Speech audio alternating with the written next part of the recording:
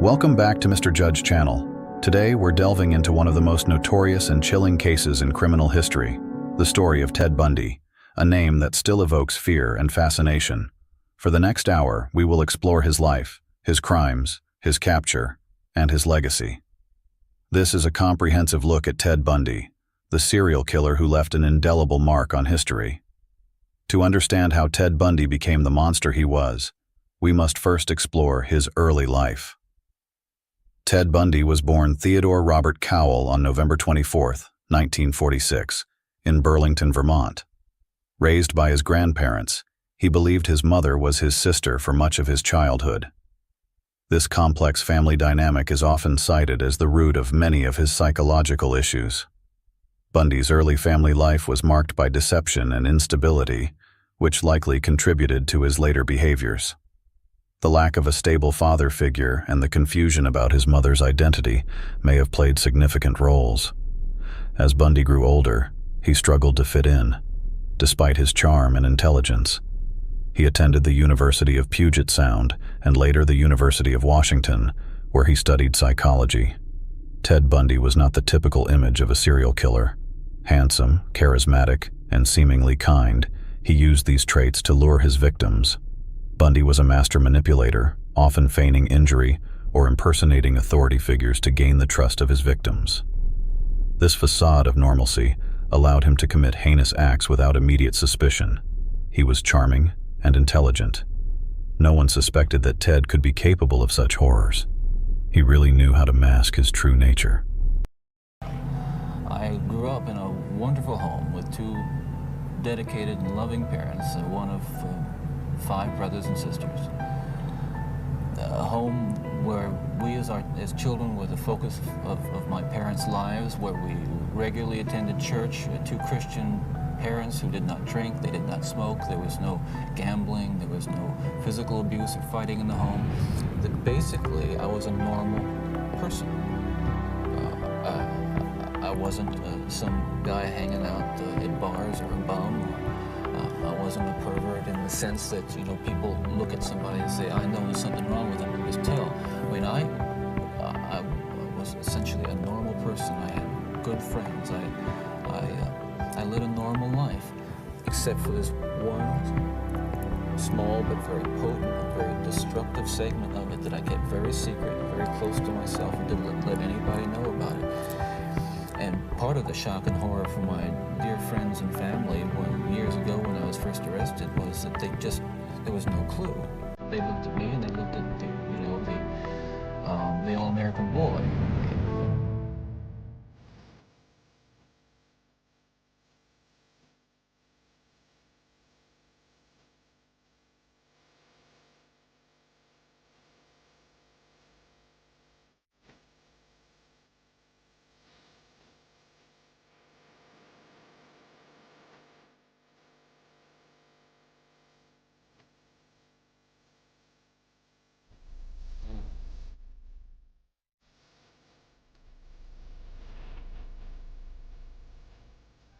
Until you reach the point where the pornography only goes so far. You reach that jumping off point where you begin to wonder if maybe actually doing it will give you that which is beyond just reading about it or looking at it. I'm no social scientist and I haven't done a survey. I mean, I don't pretend that I know what John Q. Citizen thinks about this. But I've lived in prison for a long time now. And I've met a lot of men who were motivated to commit violence just like me. And without exception, every one of them was deeply involved in pornography without question, without exception, deeply influenced and consumed by an addiction to pornography.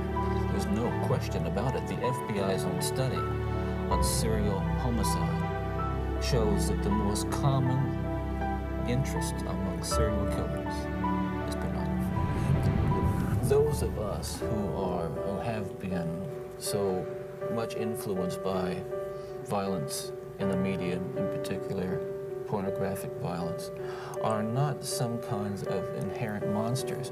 We are your sons and we are your husbands. And we grew up in regular families. And pornography can reach out and snatch a kid out of any house today. He snatched me out of my home. It snatched me out of my home 20, 30 years ago. And as diligent as my parents were, and they were diligent in protecting their children, and as good a Christian home as we had, and we had a wonderful Christian home, there is no protection against the kinds of influences that are loose in the society that tolerate. One of the most perplexing aspects of Ted Bundy's life was his ability to maintain seemingly normal relationships, including a long-term relationship with Elizabeth Klopfer, known in her writings as Liz Kendall. In the fall of 1969, Elizabeth Klopfer, known as Liz, was a young, single mother trying to make a fresh start in Seattle. Little did she know, her life was about to take a dramatic turn. Liz was instantly charmed by Ted Bundy's good looks and charisma.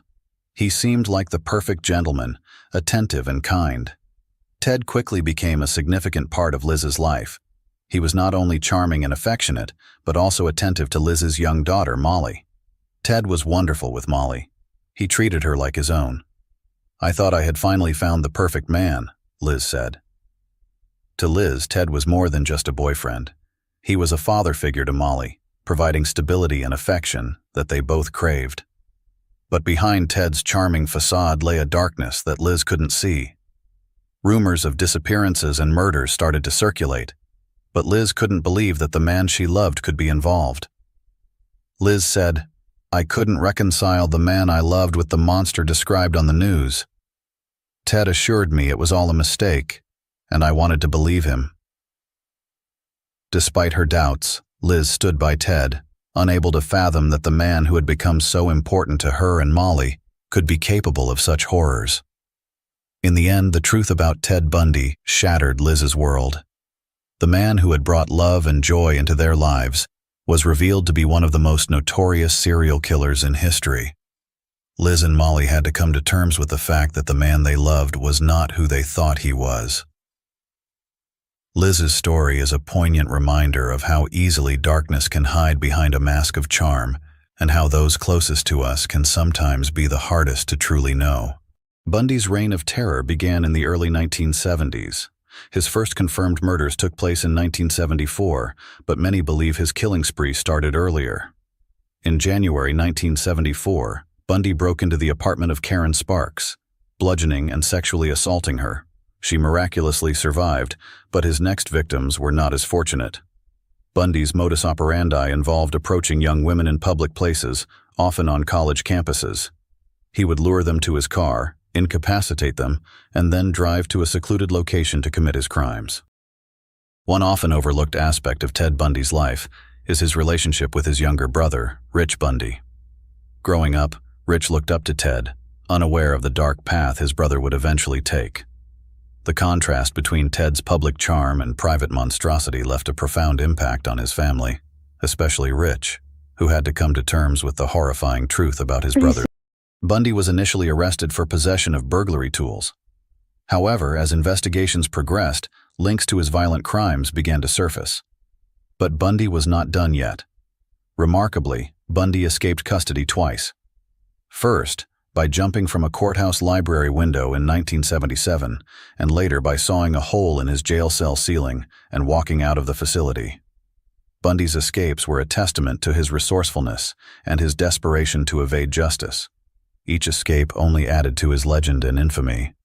Bundy's final capture came in 1978 after a brutal killing spree in Florida, including the infamous Chi Omega sorority house attacks. Bundy was caught shortly after these attacks, and the evidence against him was overwhelming. His trial became a national spectacle as Bundy chose to represent himself, displaying his arrogance and confidence. One of the most controversial aspects of Ted Bundy's life was his relationship with Carol Ann Boone. They met while working together at the Washington State Department of Emergency Services, and Boone became a steadfast supporter of Bundy throughout his trials. Boone not only believed in Bundy's innocence but also married him during his trial for the murders in Florida. In a dramatic courtroom scene, Bundy proposed to Boone, and she accepted, making the marriage legally binding under Bundy Florida law. actually proposed to Carol Ann while she was testifying on his behalf at the penalty phase of his murder trial in Florida. Will you marry me? Yes. And I do hereby marry you. Liz expressed her bewilderment and sadness over Boone's unwavering support for Bundy, even as the evidence of his guilt became insurmountable. Liz struggled to understand how another woman could believe in Bundy's innocence and marry him during his trial, a time when his horrific crime. Carol Ann Boone even bore Bundy's child, a daughter named Rose, while he was on death row. Despite the overwhelming evidence against him, Boone maintained her loyalty until the late 1980s, when the realities of Bundy's crimes became undeniable, and their relationship eventually ended. Ted Bundy's mother, Louise Bundy, faced unimaginable pain and confusion during her son's trials.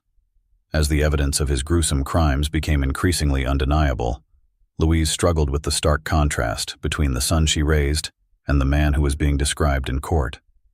Throughout the trials, Louise appeared in court to support her son, despite the overwhelming evidence against him. Her presence highlighted the profound conflict between maternal love and the horrific reality of Bundy's actions. Louise's unwavering support was both heartbreaking and deeply unsettling, reflecting the complex emotions of a mother faced with the darkest aspects of her child's life. Describe the relationship that you have had with your son, Ted Bundy. Objection to relevancy. I'll let her answer. I've always had a very special relationship with all my children. We tried to treat them all equally. But Ted being the oldest, and you might say my pride and joy, our relationship was always very special. We talked a lot together. And his brothers and sisters thought of him as just a top person in their lives, as we all do. And even since the time that Ted has lived away from home, has he maintained good contact and a good relationship with you? Oh yes, always. I have a lot of telephone bills to attest to that. He would call home if he could, if he didn't write, and we kept in very close touch, always. What effect would it have on you if Ted were executed? Objection, that's obvious. I'll sustain. What are your feelings on the death penalty as regards to your son? Same objection. I'll sustain. Have you considered the possibility that Ted might be executed? Objection. I'll let her answer that. Yes, I've considered that possibility. I had to, because of the existence of such in this state. I consider it, the death penalty itself, to be the most primitive, barbaric thing that a human being can impose upon another. And I've always felt that way. It has nothing to do with what's happened here. My Christian upbringing tells me that to take another's life under any circumstances is wrong. And I don't believe the state of Florida is above the laws of God. Ted can be very useful in many ways to many people living. Gone from us would be like taking a part of all of us and throwing it away. And if Ted were to be confined to spend the rest of his life in prison, do you anticipate that you would maintain your close ties with him? Oh, of course. Yes. I have no further questions. No questions. You may step down, Ms. Bundy. Right this way, please. Now. Call your next witness.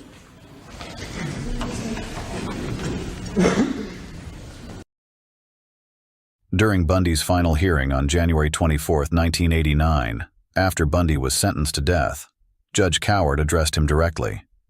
With a calm yet firm demeanor, Judge Cowart remarked, "You're a bright young man," Cowart said in a post-sentencing exchange with Bundy, a former law student turned serial killer and rapist.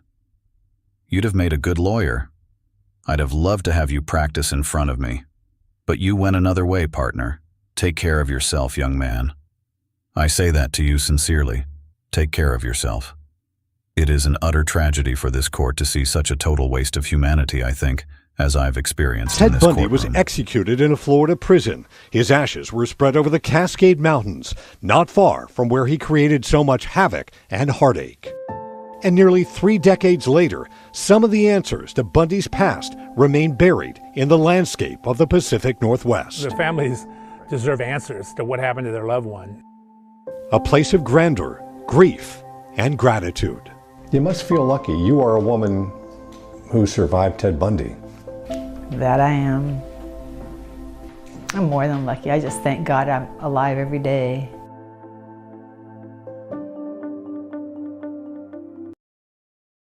Bundy's manipulative charm and brutal crimes have been the subject of countless books, documentaries, and films.